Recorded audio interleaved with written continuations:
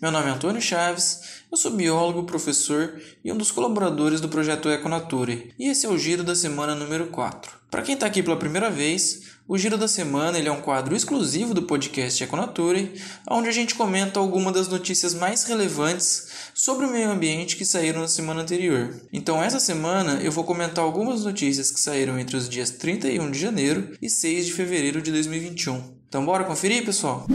Para começar então, pessoal, essa nossa primeira notícia, ela é na verdade uma entrevista. Ela é uma entrevista feita pelo jornal El País com a Maria Neira, que é diretora de Saúde Pública e Meio Ambiente da OMS, que é a Organização Mundial da Saúde. E nessa entrevista, a Maria Neira defende, entre outras coisas, que 70% dos surtos epidêmicos de doenças, como a que a gente vive atualmente da Covid-19, são frutos de desmatamento. E ela também diz durante a entrevista que ela acredita que o uso de energias limpas e que as cidades com zero emissão de carbono são nossas melhores armas para combater as mudanças climáticas. E eu vou dar uma de enxerida aqui então e comentar algumas das principais respostas que essa médica, cientista e mestra em saúde pública e nutrição deu nessa entrevista, que diga-se tá bem bacana, viu galera? No começo da entrevista é abordado bastante a relação entre o desmatamento e o surgimento de um surto epidêmico. E a diretora da OMS ela traz dois cenários onde o desmatamento pode ser um precursor de uma epidemia. E aí eu vou trazer para vocês os dois cenários que ela cita, porque eu acho que é bem bacana para a gente entender bem esse contexto do desmatamento e do surgimento de epidemias. O primeiro cenário é o do contato com espécies selvagens. Nesse cenário, o desmatamento ele acaba fragmentando ou até eliminando o hábitat de algumas espécies selvagens, e isso aumenta a probabilidade da gente ter um encontro entre uma pessoa e um animal selvagem. E aí, através de algum contato mais agudo, como por exemplo uma mordida, um arranhão ou até mesmo uma lambida, ocorre a transmissão de um vírus ou uma bactéria causador de doença no ser humano. O segundo cenário que ela traz, ela fala de alterações em possíveis vetores de doenças que vão facilitar a transmissão para nós humanos, a transmissão de uma doença no caso, Basicamente, o que ela quer dizer é que quando a gente desmata uma floresta e substitui por uma monocultura cheia de fertilizantes e pesticidas, a gente altera todas as pressões seletivas naturais daquele ecossistema e nesse processo a gente pode favorecer essas alterações em espécies que são vetores de doenças com potencial epidêmico em populações humanas. Essas alterações elas podem ser comportamentais, ecológicas, fisiológicas, genéticas, ou seja, tem muitos aspectos diferentes da biologia de um animal que pode ser influenciado e que pode sofrer alguma alteração que faça com que a transmissão seja facilitada, a transmissão de uma doença, de um vírus, de uma bactéria, de uma espécie selvagem para um ser humano seja facilitada. Além de explicar esses dois cenários possíveis, onde o desmatamento vai ser o precursor de um surto epidêmico, ela traz também alguns exemplos de surtos que se iniciaram pelo desmatamento. Ela fala bastante do Ebola, que foi transmitido para seres humanos por morcegos, lá na África, mas ela menciona também a AIDS e o SARS, que são as síndromes respiratórias agudas graves. Ela não explica exatamente em quais cenários essas doenças surgiram. Não sei nem se essa informação existe exatamente para essas doenças, mas ela só fala que essas doenças são relacionadas com desmatamento e a gente sabe que são mesmo, principalmente o Ebola e a AIDS, a gente sabe que teve o desmatamento para que ocorresse o contato com as espécies transmissoras das doenças. E aí ela finaliza essa parte do assunto, da conversa, falando que 70% dos surtos epidêmicos começaram com o desmatamento. Ela não traz uma fonte, mas por se tratar da diretora da OMS, tem certa credibilidade. Acredita-se que seja uma fonte razoavelmente confiável. Apesar desse começo da entrevista ela focar bastante nessa questão do desmatamento e dos surtos epidêmicos, é um começo bem bacana e que já faz uma boa introdução para a gente tentar entender um pouco dessa ideia principal que ela tenta trazer, de tratar os problemas ambientais como uma questão de saúde pública. E ela segue uma linha de raciocínio que nós, seres humanos, devemos entender que a natureza precisa estar em equilíbrio para que a gente sobreviva, de que a gente degradando o meio ambiente, a gente está indo contra a gente mesmo e que a gente sempre vai perder para a natureza. E eu concordo plenamente com todas essas afirmações dela. E ela usa um argumento muito bacana nesse ponto também para mostrar como a gente está indo contra nós mesmos quando a gente está degradando o meio ambiente, que é o caso dos oceanos, que há milhares de anos tem provido aos seres humanos diversos recursos, especialmente alimentos, enquanto a gente polui os mares com toneladas e toneladas de plástico ano após ano. E não só plástico, mas muitos outros resíduos que a gente despeja todos os dias nos mares do mundo inteiro. E existem muitos exemplos de como a gente degrada o meio ambiente, além desse exemplo dos oceanos. A gente pode pensar também, por exemplo, nas monoculturas e nos agrotóxicos, que são usados na maioria das vezes sem controle, sem grande capacitação dos agricultores que vão aplicar, além do desmatamento, que ela cita no começo da entrevista como um problema de saúde pública relacionado a esse modo de produção, e a gente ainda tem a contaminação do nosso alimento e do solo, além das águas subterrâneas e até mesmo das águas superficiais, como o Gabriel já comentou com vocês no Giro da Semana número 1. E que são de grande importância para a nossa sobrevivência, afinal, é a comida que chega no nosso prato, é a água que chega no nosso copo, e se eles estão envenenados, eles vão envenenar a gente.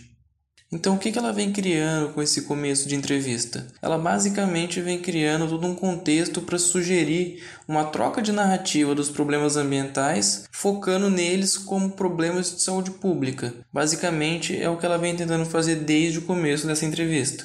E ela vem aprofundando ainda mais nessa ideia durante a entrevista. Por exemplo, quando ela é perguntada quais seriam as medidas urgentes para frear a destruição do meio ambiente e a destruição da saúde pública também, ela primeiro cita a conscientização da população em relação aos impactos na nossa saúde. Ela fala, por exemplo, que as pessoas precisam saber que a poluição atmosférica causa problemas pulmonares, cardiovasculares e até mesmo cerebrais.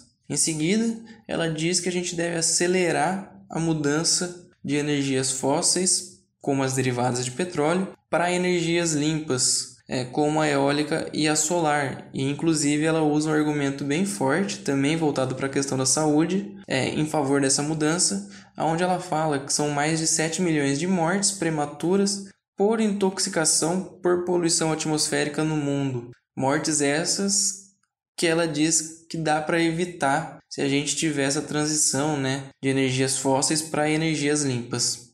Bom, aqui eu só queria fazer um pequeno comentário. Apesar de eu concordar com a Marianeira de que a gente tem que ter sim uma mudança das matrizes energéticas fósseis para matrizes energéticas mais limpas, essa mudança não pode ser desordenada, ela não pode acontecer de qualquer jeito. Por exemplo, a gente mudando para uma só matriz energética em todos os territórios. Tem que ter um certo equilíbrio entre as matrizes, porque mesmo as energias limpas, elas geram seus impactos, mesmo que em escala menor do que as energias fósseis. Se a gente for pensar, por exemplo, nas usinas eólicas, elas precisam de grandes áreas abertas, muitas vezes desmatadas, para que se tenha um fluxo de vento suficiente para gerar as turbinas e gerar energia. Se a gente pensar nas hidrelétricas, que também são consideradas fontes de energia limpa, ocorre toda uma desestruturação do hábitat. A gente transforma trechos de um rio onde as águas correm livremente em represas, onde a água deixa de correr livremente, e essa desestruturação gera impactos não só na estrutura abiótica do rio, ou seja, na velocidade da água, na profundidade, no nível de sedimentos, no fundo do rio,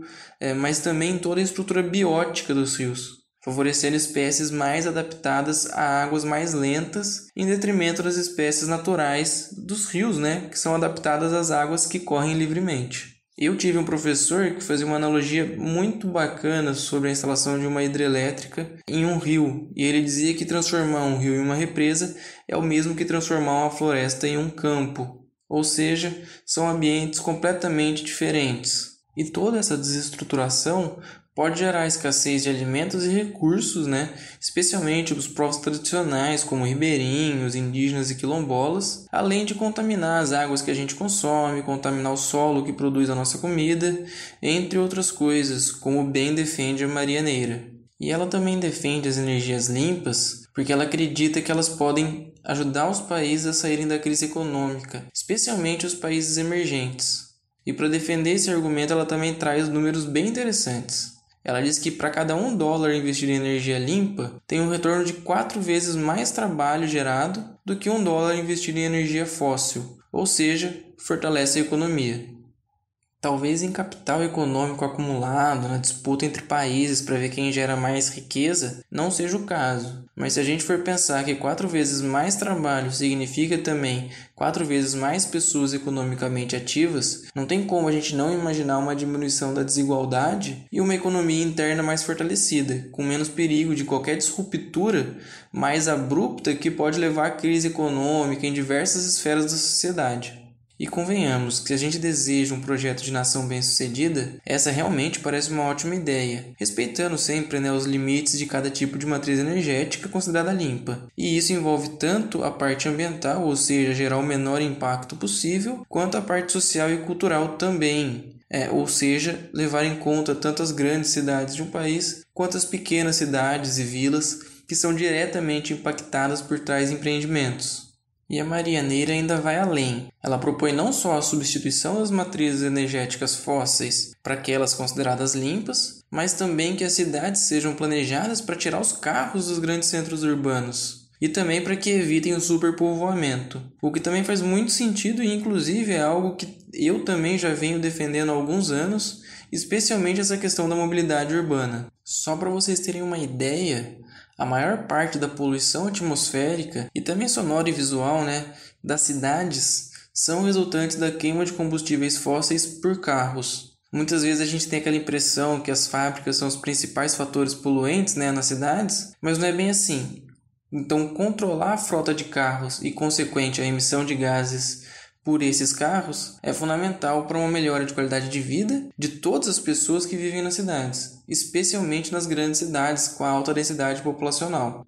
E esse superpovoamento também é algo que a gente tem que se preocupar, porque eles favorecem, querendo ou não, a disseminação de doenças causadas por vírus e bactérias, como é o caso da Covid atualmente. E ela ainda diz que a maneira como as cidades foram planejadas nos leva ao sedentarismo e agravamento da saúde mental das pessoas, porque a interação social ela não é facilitada. E para superar esse problema envolvendo as cidades, ela sugere então, além da retirada dos carros dos grandes centros urbanos, um planejamento completo das cidades, para que elas consigam eliminar todo o carbono que elas estão produzindo, com transporte público sustentável e limpo, por exemplo, além de vias e espaços públicos espaçosos e que evitem grandes aglomerações e ainda assim favoreçam interações sociais e culturais dentro da população. Segundo a Maria, o conhecimento para planejar e a tecnologia para pôr de pé cidades assim já existem. E ela acredita também que essa mudança já está em curso e que ela é irreversível.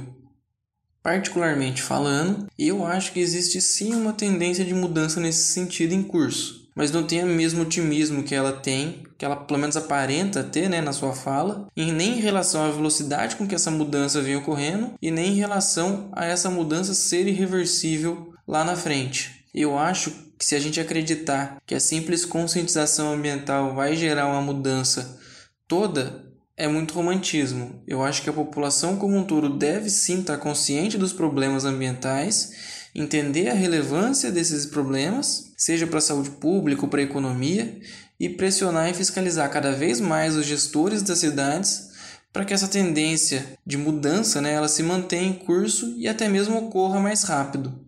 E no fim, a Maria finaliza essa entrevista propondo uma revolução saudável, positiva, verde e economicamente sustentável, que segundo ela consiste basicamente em que as decisões estratégicas que definem para onde um país deve avançar têm que pôr a saúde e o meio ambiente em primeiro lugar, investindo em energia limpa, além de reduzir desmatamento e adotar práticas agrícolas mais sustentáveis, para combater ao mesmo tempo os problemas ambientais e de saúde, igual ela cita durante toda a entrevista. E é bem por aí mesmo, pessoal. O problema ele não é só ambiental, ele acaba por atingir muitas esferas da nossa vida. Afinal, nós precisamos também do meio ambiente e dos seus recursos para sobreviver, assim como qualquer outra espécie. E se o meio ambiente atinge então todas as esferas da nossa vida, eu vou só um pouquinho mais além nessa revolução proposta pela Maria. E diria que a gente precisa também de uma revolução no modo de pensar, colocando a interdisciplinaridade em primeiro lugar, para entender cada vez melhor como tudo no mundo se relaciona de alguma maneira e como isso pode afetar nossas vidas, seja para o bem ou seja para o mal, e assim a gente poder tomar decisões estratégicas mais bem delineadas. Acho que dessa entrevista é isso, galera. A Marianeira traz informações bem bacanas para a gente entender toda essa relação entre a conservação ambiental e a saúde pública. Talvez em uma entrevista um pouco mais longa e completa ela poderia até nos dar um panorama um pouco melhor de como ela enxerga a participação popular nas tomadas de decisões, dessas decisões estratégicas, de conservação ambiental e de saúde pública que ela propõe na sua revolução. Porque para mim isso é a única parte que ficou faltando um pouco, especialmente se a gente deseja realmente um projeto de igualdade ambiental, cultural, econômica e social, que para mim tem que ter sempre participação de todo mundo. A nossa segunda notícia, ela já fala de um assunto que para mim particularmente é muito difícil, que foi o crime ambiental que ocorreu em Brumadinho, Minas Gerais, em 2019. Essa notícia fala do acordo que foi firmado na semana passada para a Vale pagar a bagatela de 37,69 bilhões de reais para a reparação de danos coletivos provocados pelo rompimento da barragem do Córrego do Feijão. Essa notícia repercute críticas e protestos do MAB, que é o Movimento dos Atingidos por Barragens, contra esse valor. E o título da matéria, que foi publicada no portal de notícias UOL, é Brumadinho, líder de protesto critica acordo, quem ganha é a Vale. Bom, segundo a notícia, os líderes do MAB alegam que os representantes dos principais atingidos pela queda da barragem em Brumadinho não participaram da audiência que definiu o valor homologado no acordo, de quase 38 bilhões de reais. Considerado ainda um valor baixo pelos líderes do movimento, que consideram que o valor na verdade deveria ser algo em torno de 54 bilhões de reais. Ainda segundo o MAB, o valor do acordo ele não cobre o prejuízo de todas as famílias, não repara as mortes, que são cerca de 270, com 11 pessoas ainda desaparecidas até hoje, e também não repara as destruições ambientais, especialmente as que ocorreram na bacia do rio Paraupeba, sendo vantajoso somente para a Vale esse acordo então. E a informação que a notícia traz é que realmente os principais atingidos pelo desastre ambiental, pelo crime ambiental, não tiveram participação na negociação do acordo. E o acordo foi negociado então por representantes do governo de Minas Gerais, do Ministério Público de Minas Gerais, do Ministério Público Federal, da Defensoria Pública e da própria Vale, mas sem ninguém representando os principais atingidos. O governo de Minas Gerais prevê que 30% desse valor acordado vá para a cidade mais afetada, que é Brumadinho, com diversos projetos diferentes. Mas é importante a gente lembrar que esse acordo ele contempla somente danos coletivos. Para reparação por danos individuais, as pessoas têm que procurar a justiça por conta própria. E segundo a Vale, já tem mais de 8.900 pessoas que fizeram um acordo de indenização civil ou trabalhista desde 2019 e mais de 100 mil que receberam auxílio emergencial, totalizando mais de 4,2 bilhões de reais. A Vale afirma ainda que o processo de mediação do acordo de reparação foi conduzido pelo Tribunal de Justiça de Minas Gerais, através do Centro Judiciário de Solução de Conflitos e Cidadania, ou seja, está se eximindo da culpa pela não participação dos atingidos na negociação do acordo.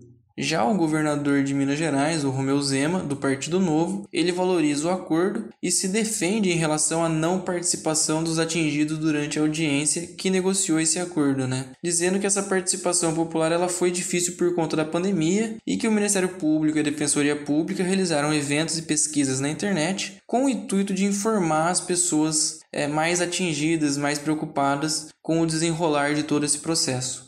É claro que o MAB não concorda com nada disso, e afirma que vai recorrer sim dessa decisão, desse acordo, e vai nesse caso para o STF para que o acordo seja invalidado e renegociado, dessa vez contando com a participação dos atingidos.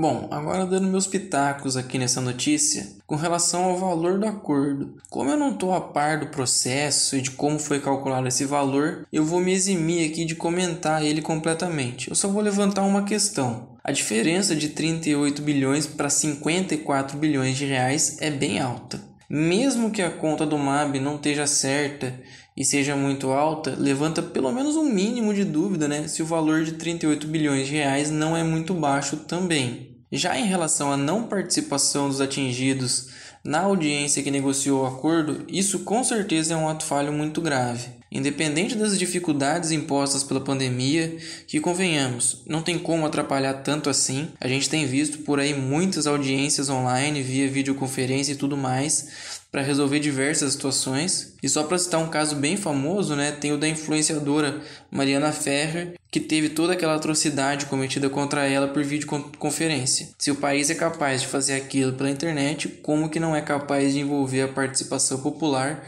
numa audiência que negocia um acordo que influencia diretamente essas pessoas? Então, realmente, eu não acredito muito nisso não. E como eu já disse, acho que isso foi um ato falho muito grave nesse caso. Quando a gente está pensando em um conflito socioambiental, como é o caso de Brumadinho, a gente está falando de disputas que chocam diferentes atores e grupos sociais em relação ao acesso aos recursos naturais e serviços ambientais de um determinado território, e todas as desigualdades também que são associadas aos danos causados pela poluição e degradação ambiental que a gente gera, a distribuição, né, desses danos gerados entre diferentes atores também, diferentes grupos sociais. Geralmente com maior prejuízo para grupos minoritários, como os povos tradicionais, quilombolas, indígenas, e também negros, mulheres e pobres.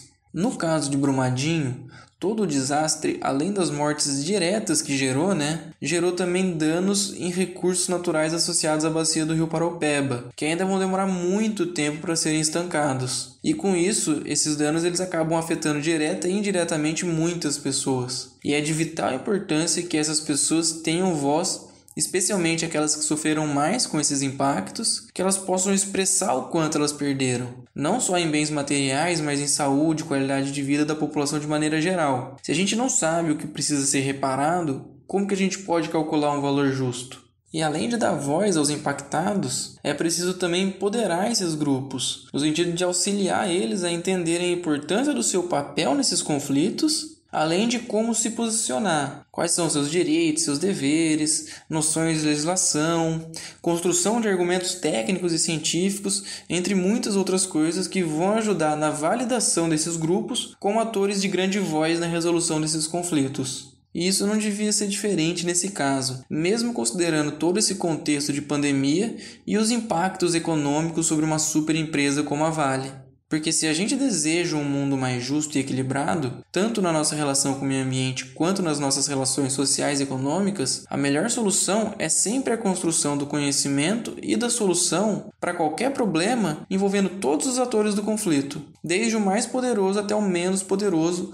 Todos devem ter o mesmo poder de voz quando o assunto é o nosso próprio estilo de vida e muitas vezes a nossa própria sobrevivência. Uma maneira de tentar equilibrar esse tabuleiro é com uma maior participação do poder público, das universidades e da sociedade civil organizada, intervindo principalmente em favor dos grupos socialmente desfavorecidos, que são minoria, que geralmente são mais fracos nesses conflitos, e não somente em benefício do setor privado e do desenvolvimento econômico. E especialmente o poder público, esse deve parar de deslegitimar os grupos minoritários em conflitos socioambientais. Mas as universidades também devem quebrar a barreira que separa o mundo acadêmico do mundo fora da academia, para que o auxílio no processo de empoderamento dos grupos minoritários se fortaleça cada vez mais. Já em relação às alegações do governador de Minas Gerais de que a participação popular foi dificultada devido à pandemia, mas que o Ministério Público e a Defensoria Pública realizaram eventos e pesquisas na internet para informar as pessoas atingidas, o que dá para comentar é que isso está mais para uma desculpa para tirar o corpo fora do problema. Além do que, informar não é necessariamente permitir a participação. Sendo assim, nada garante que houve participação real e concreta da população através desses eventos e pesquisas realizados pelo Ministério e pela Defensoria Pública, já que na hora da decisão mesmo, os grupos minoritários foram deixados de fora. Ou seja, independente de quem esteja certo ou errado, a falta de clareza e transparência durante a negociação do acordo com certeza gera questionamento. Agora resta para a gente só aguardar os próximos passos do MAB, na Justiça, no STF, e torcer para que daqui para frente todo o processo tenha mais transparência e participação de quem realmente foi afetado, por esse que foi um dos maiores crimes ambientais que já ocorreu no Brasil. E também que os responsáveis sejam penalizados e punidos e os mais afetados ressarcidos adequadamente, incluindo nesse caso todo o meio ambiente impactado pelos rejeitos da barragem. E para finalizar o giro dessa semana então, pessoal, essa última notícia ela tem bastante conexão com duas notícias que eu comentei no giro da semana número 2. Tanto a notícia que comenta o retorno dos Estados Unidos ao Acordo de Paris, quanto a notícia que comenta o relatório passando a boiada e o orçamento do Ministério do Meio Ambiente para 2021, que é o menor das últimas 2 décadas. O título da matéria que eu vou comentar agora é: Biden recebe dossiê recomendando suspensão de acordos entre Estados Unidos e o governo Bolsonaro. E ela foi publicada na BBC News Brasil. Bom, pessoal, como eu mencionei, no giro da semana número 2, eu comentei uma notícia que aborda o retorno dos Estados Unidos ao Acordo de Paris agora na gestão do Joe Biden. E comentei com vocês que era uma notícia que não analisava muito os impactos positivos para o Brasil dessa decisão do novo presidente americano na área ambiental. E que focava principalmente nas questões econômicas e como alguns especialistas em políticas e até mesmo o líder dos produtores de soja no Brasil acreditam que mesmo com claras diferenças nas políticas ambientais propostas pelo Biden e as políticas implantadas aqui no Brasil pelo Bolsonaro, que o governo americano não deve promover sanções contra os produtos brasileiros, especialmente os commodities relacionados ao desmatamento, como a soja.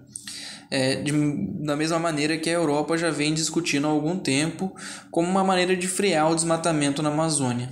Também no giro da semana número 2, eu comentei uma outra notícia que mostra o Brasil indo na contramão das políticas ambientais globais.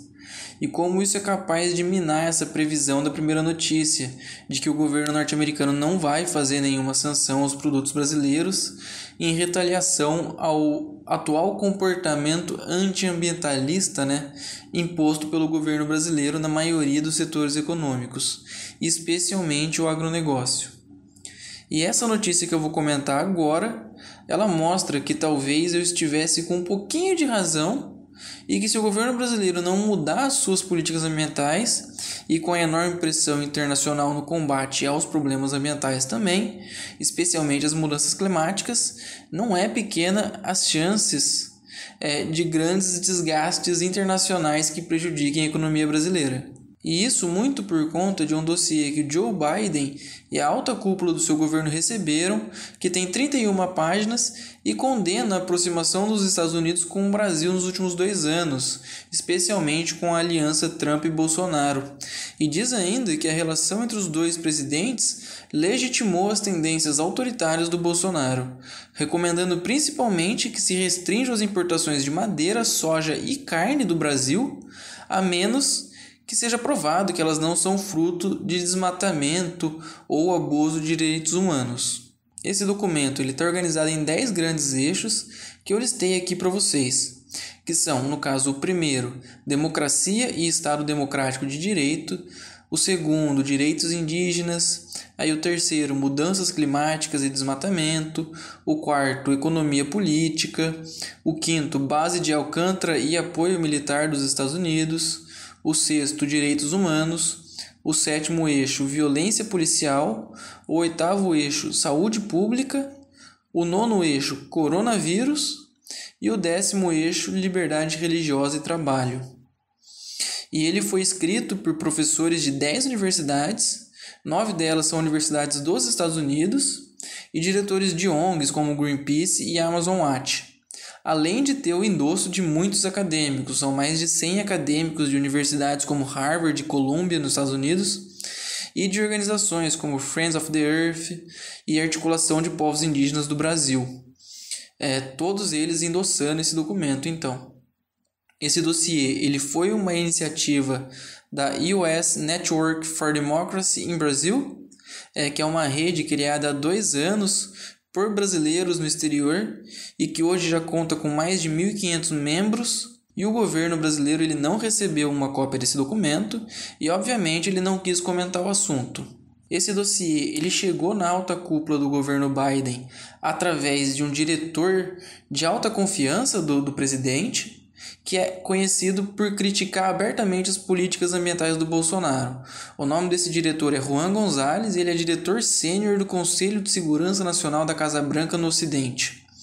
E inclusive, recentemente, ele disse que qualquer pessoa, seja no Brasil ou em qualquer outro lugar, que achar que pode promover um relacionamento ambicioso com os Estados Unidos, enquanto ignora questões importantes como mudanças climáticas, democracia e direitos humanos, claramente não tem ouvido Joe Biden durante a sua campanha. Como traz a notícia, o documento surge em um momento de alta expectativa de como vai se desenrolar essa relação Brasil-Estados Unidos com Biden agora no governo. E cita os contrastes que já existem entre a relação do Bolsonaro com os Trumps e dos Bolsonaros com o Biden. Enquanto a relação entre Bolsonaro e Trump era boa e culminou em diversos anúncios conjuntos, como protocolos de comércio e cooperação econômica, e a conversa com Biden sempre teve um tom diferente. Mesmo durante a campanha, o Biden já tinha declarado a ideia de prover 20 bilhões de dólares para o Brasil não queimar a Amazônia, e essa declaração foi rapidamente repudiada pelo Bolsonaro, que considerou desrespeitosa. E logo depois ele também declarou apoio ao Trump na eleição, compactuando inclusive com a tese sem provas de que a eleição americana tinha sido fraudada. E também o Bolsonaro foi um dos últimos presidentes a reconhecer e parabenizar o Biden pela vitória nos Estados Unidos. Isso só mostra o quanto que a relação do Bolsonaro com o antigo presidente é diferente da relação do Bolsonaro com o novo presidente americano. E isso faz com que a gente não possa ter tanta certeza assim de que o Joe Biden não vai retaliar as ações do Bolsonaro que vão de desencontro às políticas ambientais adotadas praticamente no mundo inteiro.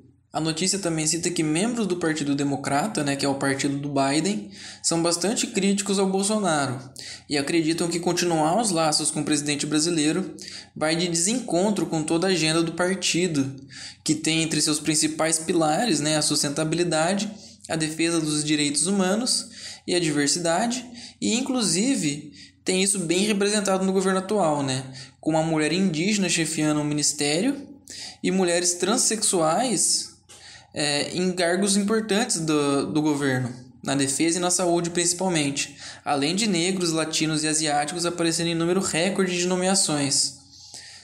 Segundo o dossiê, o apoio do Partido Democrata a esses grupos deixa a obrigação moral dos Estados Unidos de cortar vínculo com o Brasil nesse momento, em virtude principalmente das atuais atitudes do governo Bolsonaro, e sugere inclusive que o Biden retire o apoio dos Estados Unidos para a adesão do Brasil na OCDE, que é a Organização de Cooperação e Desenvolvimento Econômico, algo que o Bolsonaro vem buscando desde que ele foi eleito, e questione também a permanência do Brasil no G7 e no G20. Então esse documento ele é bem crítico e ele pressiona o Biden a pressionar bastante o Brasil também nessa questão ambiental e de direitos humanos. Outro ponto importante que tem no dossiê, mesmo sem citar os 20 bilhões de dólares que o Biden citou na campanha dele, é que o texto alerta o governo americano para não financiar programas de conservação no Brasil, pois o dinheiro pode ser jogado fora, pode não ser utilizado com o intuito que ele vai ser destinado. Mas também o dossiê sugere uma alternativa. Para evitar que esse dinheiro seja jogado fora, o texto sugere que qualquer financiamento seja vinculado às demandas da sociedade civil e de grupos minoritários, como indígenas e tudo mais. Ainda na questão ambiental, um dos principais pontos do dossiê é preparar também o governo americano para o fluxo de desinformação e fake news que vem do próprio governo federal brasileiro em relação às políticas ambientais aplicadas aqui. Citando inclusive que a melhor maneira de se encontrar informações de confiança sobre essas questões, sobre o que está acontecendo no Brasil relacionado ao meio ambiente e a direitos humanos, é através da sociedade, das organizações que estão em campo e das comunidades e grupos marginalizados. E aproveitando que eu já estou falando de grupos marginalizados, outro ponto que o dossiê recomenda aos Estados Unidos é para que reverta a assinatura do Acordo de Salvaguardas Tecnológicas, né, que permite a exploração da base de Alcântara no Maranhão, e foi assinado em 2019 pelo Bolsonaro e pelo Trump, e prevê a remoção de centenas de famílias quilombolas que vivem na região há quase 2 séculos para que ocorra a expansão da base. O governo Bolsonaro obviamente defende esse acordo, diz que ele pode gerar até 1,5 bilhão de reais para a economia nacional, mas desconsidera o bem-estar da população que vive lá há tanto tempo. Basicamente é um acordo que favorece o PIB brasileiro e americano, mas não pensa nas populações que são diretamente atingidas, como se não fizesse a menor diferença elas estarem lá ou não. Além disso tudo, o documento ainda pede para o Biden pressionar empresários e grandes importadores americanos de madeira brasileira para que eles restringam essas importações, a não ser que a madeira não esteja vinculada a desmatamento ou abusos de direitos humanos, e pede ainda para o Biden divulgar documentos secretos da ditadura brasileira que estão em posse dos Estados Unidos, questiona a participação dos Estados Unidos na Operação Lava Jato, recomenda que o governo americano se coloque enfaticamente contra a violência policial no Brasil, contra os assassinatos de ativistas e trabalhadores rurais também, e ataques contra religiões de matriz africana. E também cita os problemas trabalhistas no Brasil atualmente, como a extinção do Ministério do Trabalho e as diversas perdas de direitos trabalhistas, de aposentadoria e tudo mais que vem ocorrendo desde que o Bolsonaro assumiu o governo federal. Agora, depois de tanto criticar os democratas lá nos Estados Unidos e apoiar o Trump, o Bolsonaro agora tenta costurar uma melhor relação com o governo Biden, sabendo que corre risco de ficar ainda mais enfraquecido no cenário internacional. Inclusive, já enviou até uma cartinha para o Biden parabenizando pela vitória nas eleições, bem atrasado, né, mas enviou. E um dos embaixadores brasileiros nos Estados Unidos, o Nestor Foster, ele também acha que está tudo bem, mas os democratas já chamaram o Bolsonaro até de pseudo-ditador, né? Então, mais uma vez, o cenário político mundial ele é muito volátil e o governo Biden, querendo ou não, acabou de começar. Em meio a um cenário completamente desfavorável com essa pandemia, então ainda é muito cedo para a gente prever quais serão as ações do novo governo americano em relação às políticas do governo Bolsonaro no Brasil. Acho que a única coisa que dá para ter certeza é que a pressão sobre o Biden para que ele pressione o Brasil no cenário internacional por políticas que visem realmente a proteção ambiental e dos direitos humanos vai ser grande. E que se ele realmente acredita em tudo que ele pregou durante a sua campanha eleitoral, ele deve sim pressionar o Brasil por melhoria nessas áreas principalmente. Bom, galera, acho que essas notícias todas falam por si só.